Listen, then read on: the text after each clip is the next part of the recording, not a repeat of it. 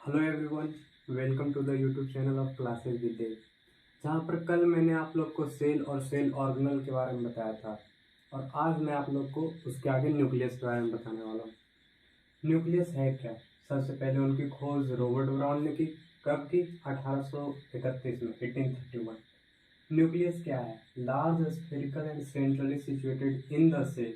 जैसे ये सेल हो गया, तो इसके जो बीच में होता है उसे हम न्यूक्लियस कहते हैं। ये control centre of the cell होता है। इसका स्ट्रक्चर के बारे में बात करें तो न्यूक्लियर मेम्ब्रेन होता है, मतलब कि मेम्ब्रेन होता है चारों तरफ से जो कवर्ड रहता है जिससे न्यूक्लियस, उसे हम कहते हैं मेम्ब्रेन।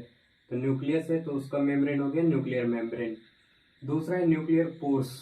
पोर्स मतलब होता है छेद।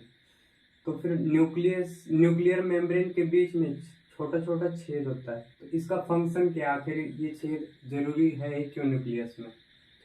Nuclear pores allows the transport of material.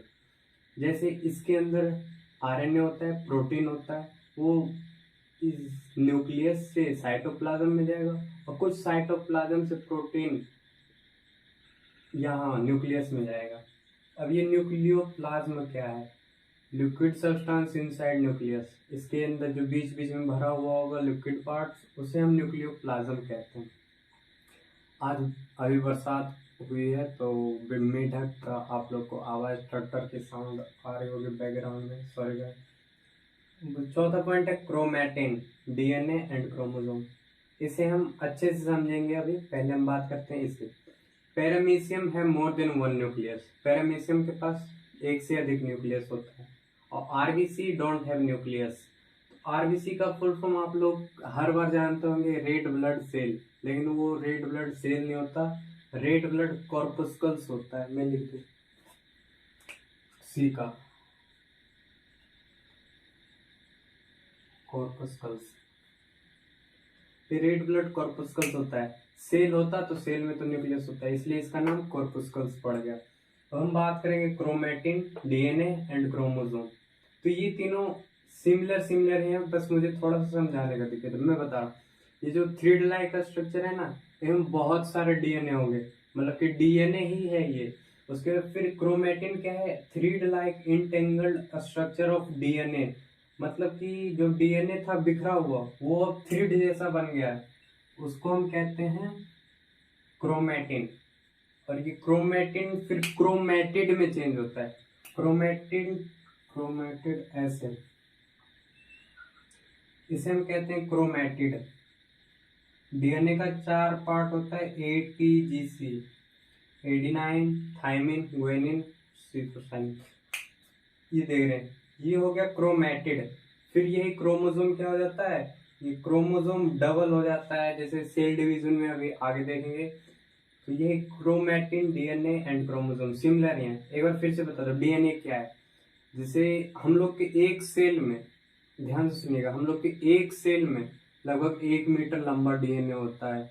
1 metre समझ रहे हैं, मतलब कि इतना बड़ा डीएनए एक सेल में, हम लोग के एक सेल में। और वही डीएनए कंप्रेस्ड होकर, मतलब कि पैक पैक, जैसे ऊन का धागा बहुत फैला हुआ होता है, धागे धागा, लेकिन अगर जो हम उसका वो गुच्छा बनाए तो फिर इतना सिमट जाता है। वैसे ही यहाँ पे डीएनए जो है सिकुड़ता जाता है, सिकुड़ता जाता है, क्रोमैटिन में चेंज होता है, फिर क्रोमैटिन से क्रोमैटिड में, फिर क्रोमैटिड से क्रोमोसोम में। अब आगे बात करेंगे हम लोग यूकैरियोटिक और प्रोकैरियोटिक सेल के बारे में।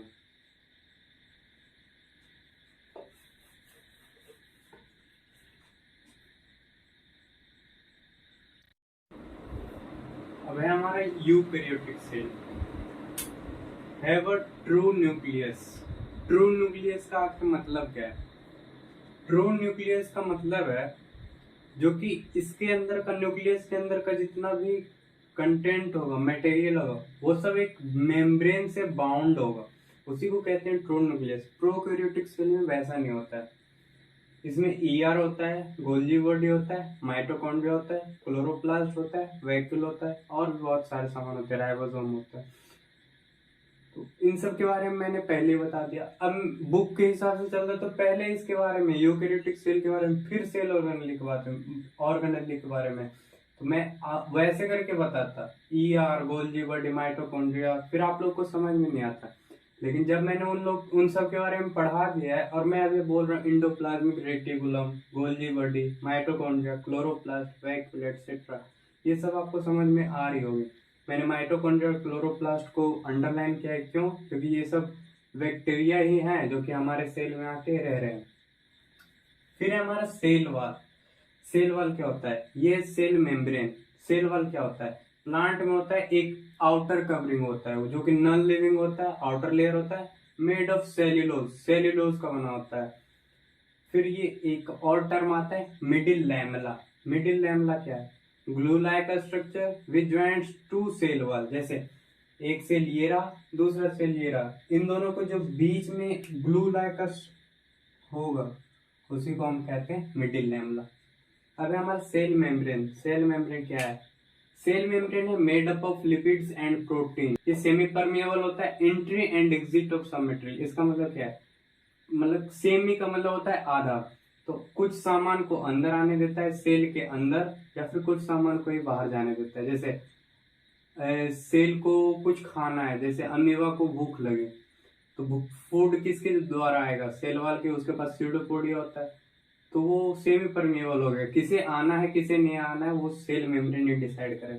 फिर हमारा साइटोप्लाज्म। साइटोप्लाज्म क्या है? Fluid inside the cell. इसके अंदर का जो फ्लूइड लाइक स्ट्रक्चर होता है उसे हम साइटोप्लाज्म कहते हैं। अब बारी है प्रोकैरियोटिक सेल। तो उसके पास ट्रू न्यूक्लियस नहीं होता, और अभी मैं लिख दे रहा हूँ सारा।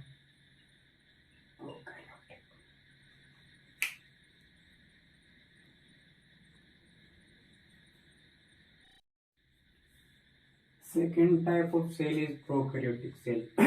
इसके बारे में हमने पहले ही बात की थी कि प्रो का मतलब हो गया ओल्ड, कैरियोटिक का मतलब हो गया न्यूक्लियस, मतलब कि जिसके पास ओल्ड टाइप ऑफ न्यूक्लियस हो। ऑल बैक्टीरिया इसके अंदर आते हैं, सिर्फ बैक्टीरिया आएंगे। These cells are old, don't have a true nucleus. अब इनके पास ट्रू न्यूक्लियस नहीं होता, मतलब न्यूक्लियस का जितना भी कंटेंट है वो सब बाउंड नहीं होता न्यूक्लियर मेम्ब्रेन को, तो उसका एक अलग ही नाम पड़ गया जिसे हम न्यूक्लियोइड कहते हैं। कंफ्यूज नहीं होना है, न्यूक्लियस, न्यूक्लियोलस और न्यूक्लियोइड तीनों अलग अलग चीजें। न्यूक्लियोइड प्रोकैरियोटिक सेल में होता है, न्यूक्लियस यूकैरियोटिक सेल में होता है। इसका जो सेल वॉल होता है वो पेप्टाइडोग्लाइकेन का होता है, जो कि हमने उसमें बात की थी। एक प्लांट सेल का किस चीज से बना हुआ था सेल वॉल? सेल्यूलोज से। इसका सेल वॉल एब्सेंट होता है माइकोप्लाज्मा में। माइकोप्लाज्मा भी एक बैक्टीरिया है जो कि स्मॉलेस्ट सेल है। Plasma membrane is semi permeable membrane, बताया था कि प्लाज्मा मेम्ब्रेन सब जगह वही काम करेगा, जो कि made up of phospholipid bilayer. ये फोस्फोलिपिड बाइलेयर का बना हुआ होता है। मेसोसोम क्या है? मेसोसोम है प्लाज्मा मेम्ब्रेन एक्सटेंशन, मतलब कि ये जो प्लाज्मा मेम्ब्रेन है ये कहीं से धंस जाता है और कहीं से निकल जाता है बाहर, यही हो गया एक्सटेंशन का मतलब। तो फिर ये किस चीज में काम करेगा? सेल वॉल का फॉर्मेशन कर देगा, जैसे कि बाहर टाइप में निकल गया तो फिर यहाँ से फिर ये सेल वॉल बनना स्टार्ट हो जाएगा हर जगह से। फिर रेस्पिरेशन में भी यूज होता है, जैसे कि किसी चीज को बाहर, जैसे ऑक्सीजन और CO2 का ट्रांसपोर्ट चलता रहता है, तो फिर ऑक्सीजन को बाहर निकलना है तो फिर यहाँ से निकल जाएगा, और CO2 को अंदर जाना है तो फिर जहाँ से धंसा हुआ होगा, या फिर ऑक्सीजन को ही अंदर जाना तो वहां से हो जाएगा। तो फिर जल्दी रिस्पिरेशन में, रिस्पिरेशन तो होता रहता है लेकिन फास्ट रिस्पिरेशन के लिए। फिर है हमारा साइटोप्लाज्मिक इंक्लूजन। इसका काम है स्टोरेज ऑफ रिजर्व मटेरियल, उसी को हम लोग कहते हैं साइटोप्लाज्मिक इंक्लूजन। इसका एग्जांपल है फॉस्फेट ग्रेन्यूल्स। मैंने ये छोड़ दिया फॉस्फोलिपिड बाइलेयर। ये क्या होता है? ये आगे 9th क्लास में आपको अच्छे से जानने को मिलेगी, अभी बताऊंगा तो समझ में नहीं आएगा, तो क्लास 9th का वेट कीजिए। अभी वैसे फॉस्फोलिपिड बाइलेयर रख लीजिए। हो गया ये हमारा प्रोकैरियोटिक यूकैरियोटिक सेल। अब है cell division, last topic.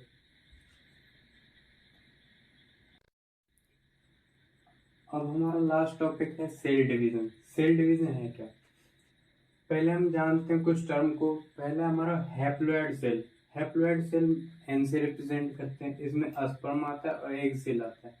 Sperm को हम XY से रिप्रेजेंट करते हैं और एग सेल को XX से। और फिर दूसरा हमारा डिप्लॉइड सेल 2N। डिप्लॉयड का मतलब हो गया दोनों, जैसे दो क्रोमोसोम हो और दोनों डिट्टो हो, मतलब दोनों एक दूसरे की कॉपी हो। हैप्लॉयड सेल अकेला हो, जो अदर देन दिस का मतलब है इन दोनों से अलग हो, जैसे एग्जांपल मसल सेल और नर्व सेल। अब हम बात करते हैं सेल डिवीजन की। दो प्रोसेस में होता है, पहला हमारा कैरियोकाइनेसिस, दूसरा है साइटोकाइनेसिस। कैरियो का मतलब हो गया न्यूक्लियस डिवीजन, साइटो का मतलब हो गया साइटोप्लाज्म का डिवीजन। अरे देखते हैं माइटोसिस में क्या होता है। 2n है, जैसे कोई डिप्लॉयड सेल है, वो टूट कर दो भाग में डिवाइड हो जाएगा, 2n बनाएगा, 2n बनाएगा, मतलब कि ये 2n था, 2n बना लिया, दो बन गए, मतलब कि दो सेल बन गए। इसे इसे हम इक्वेशनल डिवीजन कहते हैं, मतलब दोनों बराबर है, 2n बराबर बराबर है। इसमें दो डॉटर सेल फॉर्म होते हैं। मियोसिस में क्या होता है, 2n में टूटता है, लेकिन इसमें डबल प्रोसेस हो जाता है, फिर ये 2n भी nn में टूट जाता है। इसे हम रिडक्शनल डिवीजन कहते हैं। रिडक्शन का मतलब हो गया जो 2n से घट के n पे आ गया, ये 2n था, घट करके n पे आ गया। इसमें 4 डॉटर सेल होते हैं। अब ये माइटोसिस का प्रोसेस है, 4 प्रोसेस है, प्रोफेज, मेटाफेज, एनाफेज, टीलोफेज। सबको एक एक करके देखते हैं। Prophase, metaphase, anaphase, telophase.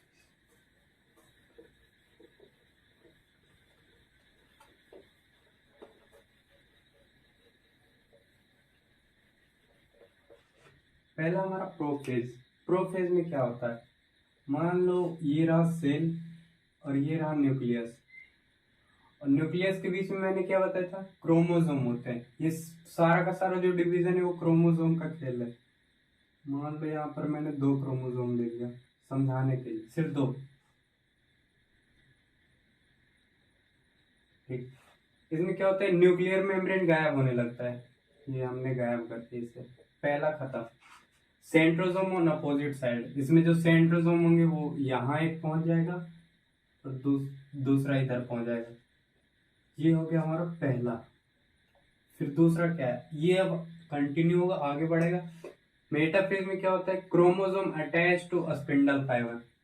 ये स्पिंडल फाइबर क्या है, ये था हमारा सेंट्रोसोम, ये था हमारा एक क्रोमोसोम, ये दूसरा क्रोमोसोम। इससे स्पिंडल फाइबर निकलते हैं सेंट्रोसोम से। लिख लेना, स्पिंडल फाइबर कहाँ से निकलता है, सेंट्रोसोम से। ये दोनों जाके कनेक्ट हो गए। तीसरा है हमारा एनाफेज, ये हो गया पॉइंट नंबर 2। ये अब आगे बढ़ेगा।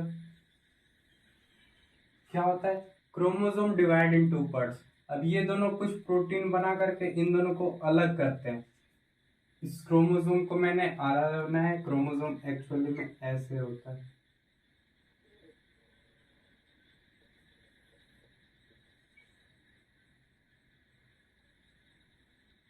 ऐसे।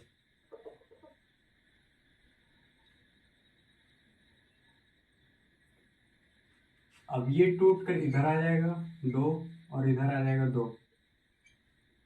ये 4 थे पहले, सिर्फ समझाने के लिए, बाकी आगे क्लास में भी आप जाके पढ़ोगे। Telophase, chromosome move to opposite parts, chromosome divide in 2 parts. ये तीसरा जो था ये यहीं पर रहेगा, अभी सिर्फ डिवाइड होकर यहीं है। ये सेंट्रोसोम से यहाँ कनेक्ट है, ये सेंट्रोसोम से यहाँ कनेक्ट है। चौथे पार्ट में क्या होता है, अब जाएगा ये दोनों अलग अपने अपने पार्ट। ये हो गया एक क्रोमोसोम, दूसरा क्रोमोसोम, तीसरा, चौथा, अपने अपने पास पहुंच गया। ये स्पिंडल फाइबर खत्म हो गए, और फिर डेवलपमेंट ऑफ न्यूक्लियर मेम्ब्रेन। अब यहाँ पर न्यूक्लियर मेम्ब्रेन बनना स्टार्ट हो जाता है यहाँ पे। न्यूक्लियर मेम्ब्रेन यहाँ बन गया, उसके बाद फिर साइटोप्लाज्म का मतलब कि अब साइटोकाइनेसिस होगा। ये सब क्या था, कैरियोकाइनेसिस, मतलब कि न्यूक्लियस का डिवीजन। अब यहाँ से फिर साइटोकाइनेसिस होगा और ये दोनों अलग अलग सेल बन गए। ये था हमारा माइटोसिस पहला, मतलब 2n था, 2n में बट गया, मतलब कि इसके पास कितने थे, 2 क्रोमोसोम थे, अब भी 2 क्रोमोसोम में, शुरुआत में भी 2 क्रोमोसोम थे।